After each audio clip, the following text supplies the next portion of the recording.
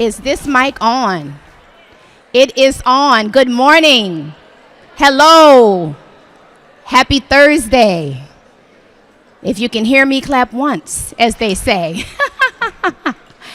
I am super excited to be here today. My name is Nicole Deggins, and I have traveled here painstakingly from New Orleans, Louisiana, to join you this morning, and I am so excited to be here.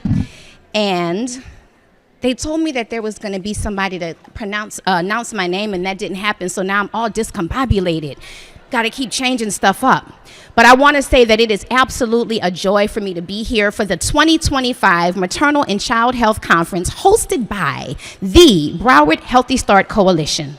This year's theme, Healing Legacies and Shaping Futures. It reminds us of the work we do across systems, generations, and communities to create better outcomes for moms, babies, and families. As I mentioned, I am Nicole Deggins. I'm the founder and CEO of Sister Midwife Productions. I'm a doula trainer. I'm a midwife. I'm an advocate. But more importantly, today I join you as a concerned citizen, concerned about our country, concerned about the world. I join you today as a mother of a beautiful 10-year-old girl. I join you today as a fellow advocate who is dedicated to making change in the maternal child health community. As we go through our conference today, you're going to be inspired, you're going to be motivated, and you're going to get a lot of great information. So buckle up, put on your seatbelts, and get ready to dive in. We invite you to connect with us on social media. Use the hashtag #HealthyStartsHere. Hashtag #HealthyStartsHere. Also use hashtag BMHW25. If you don't know, Black Maternal Health Week officially starts tomorrow, but here at Broward County, we're talking about it starting right now. Join in the conversation on your social media, share insights, quotes, and moments that move you today as we celebrate our connections and our community. I also want to remind you that if you are a licensed professional, nurses, social workers, there are CEUs available. You all know how it goes. You've got to do your evaluations. At the end of every presentation, there will be a QR code for you to do your evaluations so that you can get your CEUs. The CEUs for this conference are being provided by Memorial Healthcare System and United Way of Broward County. Complete the survey at the end of each session. If you have any trouble, find somebody, a staff member, who can help you to get it done. Now, to officially open this conference. Oh, wait a moment. I have one other important announcement. Everything that we're sharing today is for educational purposes only. Yes? Got it. All right. So to officially open today's conference, it is my great pleasure to introduce someone who you all know whose passion and leadership has truly shaped the maternal and child health landscape in Broward County. Monica Figueroa King is not only the CEO of Broward Healthy Start Coalition, but she is a tireless advocate for community-based, family-centered care. With over 25 years in human services, Monica's vision and commitment have been instrumental in building programs that respond to the real needs of families, from prenatal care and early intervention to education, equity, and advocacy. Monica began her career with the Florida Department of Children and Family Services. She served over a decade at the Children's Services Council of Broward County and led ChildNet Broward as their executive director. For the past 9 years, she has led the Broward Healthy Start Coalition with wisdom, empathy, and fierce dedication. Monica was born to Peace Corps volunteers in Puerto Rico and brings that legacy of service to everything that she does. She is a board member, a mentor, a partner, and a true change maker. Please join me in welcoming Monica Figueroa King to the stage.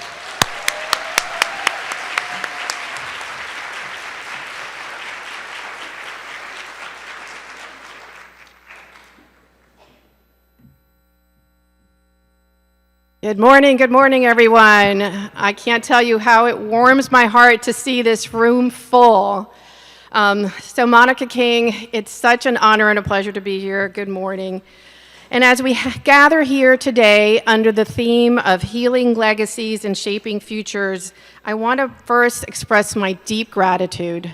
It takes a lot of hard work to do the work that we do, and I am so grateful to have you not just here in body, but in spirit, because it really is our spirit that is going to carry us, and our emotional energy that carries us every day in doing this work, in order to make sure that we are meeting the needs of all of our moms and our babies, and the opportunity to make sure that the babies that are born in this community are healthy, have a healthy start, and thrive.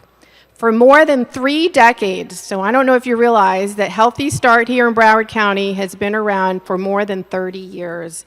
And the coalition has been in charge of improving birth outcomes, expanding access to prenatal care, and addressing the systemic disparities that place Black, brown, and low-income families at greater risk in our community.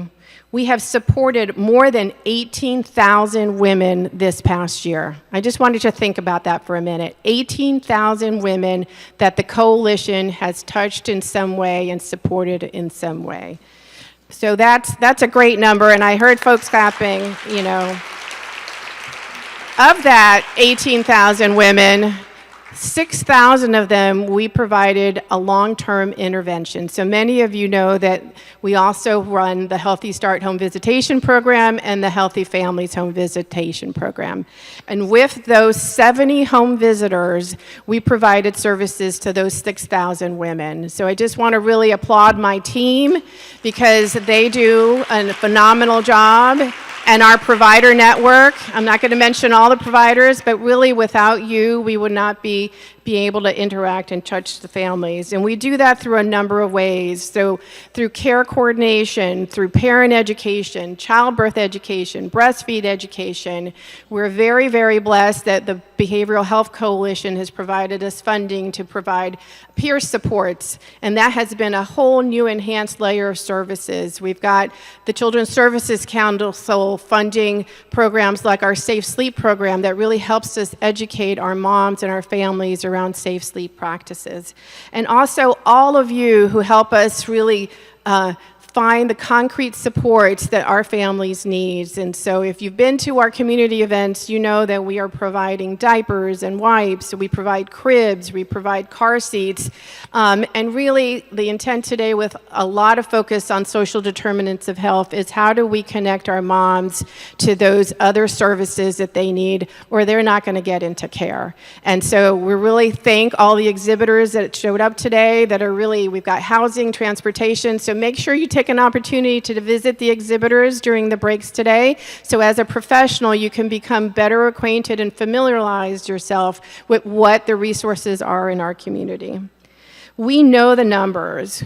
There are more than almost 22,000 births in this county every year. It's a big number. It's a lot. So we need to be really focused about what we do.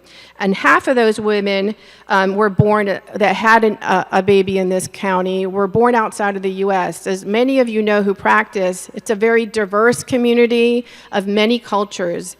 And so they have a lot of stories. And the stories of these women who struggle to be heard, who really are struggling to have their voices heard by whether it's our community or our healthcare provider.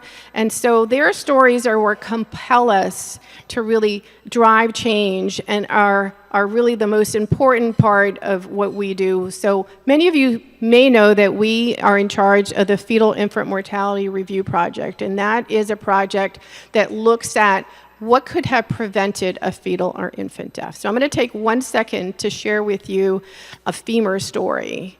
And it was about a woman, I'm going to use her name, Jane, who showed up. She was in labor. It was an early labor, and she had had vaginal births before. But she was really struggling, and she had advised her doctor that she wanted a C-section. She was in a deep amount of pain, and but the doctor really insisted to do a vaginal delivery. Her baby was breech, and mom felt very uncomfortable about delivering this baby breech.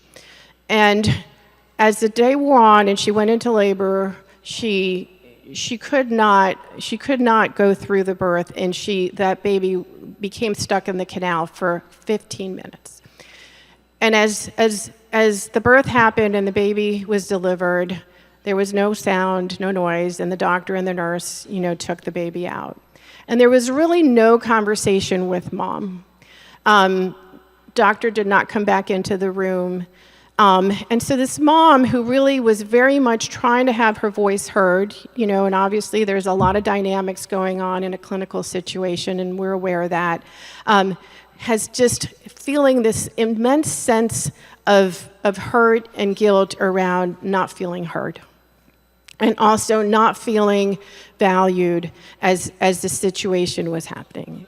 And that's the kind of story and the kind of process and the kind of communication that we want to address and really bridge the communication between our moms and between our systems around what's happening. Because in that moment, it's really, really tough. And we want to be able to figure out what we can do so that there's much better communication and that our moms are being heard. And these stories are real. They're important. And so part of a lot of what we do through our Fetal Infant Mortality Project is really share those stories and provide a voice to the moms who don't feel heard during their process.